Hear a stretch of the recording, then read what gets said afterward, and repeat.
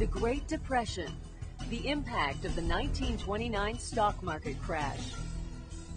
After a decade of prosperity on Wall Street, the stock market suffered a devastating crash in October 1929. How would this Wall Street crash and its aftermath influence stock market practices in years to come? The 1920s was a prosperous decade for most Americans. The World War had ended, business was booming, and stocks on Wall Street, the nation's financial capital, were soaring. Millions of people were investing in business by buying stocks. One reason the stock market was so popular was that investors didn't need a lot of money to make a lot of money. All they needed to do to buy a stock was to pay a portion of its value, sometimes as little as 10%. In other words, a person could buy a $20 stock for $2 and borrow the rest. Not a bad deal. It was called margin trading, and lots of people were doing it. Even banks, both big and little, got into the act. Some of them were even using their depositors' money to buy stocks without telling their depositors. All that changed in October 1929 when the stock market crashed. Just like that, investors lost billions. People who had bought stocks on margin couldn't pay back the money they borrowed, so they were ruined. So were many banks and brokerage firms. The stock market crash signaled the beginning of the longest and most dramatic economic depression the United States had ever seen. More than 5,000 banks closed.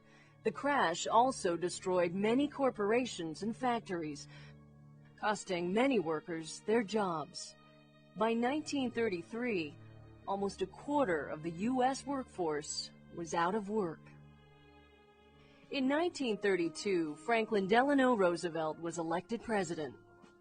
Roosevelt began a series of policies called the New Deal. He used government money to provide relief and employment to many suffering Americans. Many were put to work doing projects such as building highways or planting trees.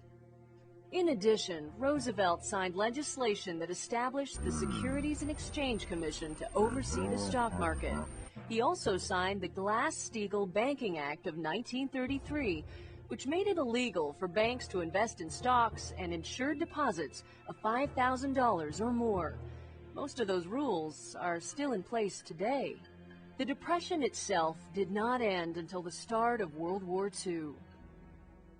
Although Wall Street has never again experienced devastation quite like that of October 1929, the stock market has had some volatile times. On October 19, 1987, for example, the market dropped 22.61%, the biggest one-day dive in Wall Street history. And in the beginning of the 21st century, numbers plunged again when the internet industry, which had boomed for several years, faltered. Of course, the damage from these events was not nearly that of the Great Depression. Banks were not about to close, and the vast majority of Americans kept their jobs. Still, the lessons of the stock market crash of 1929 are ones all stock market investors should remember. Investing in the market is not a game, but a skill that requires education, information, practice, and perhaps most of all, the recognition that on Wall Street, there are no guarantees.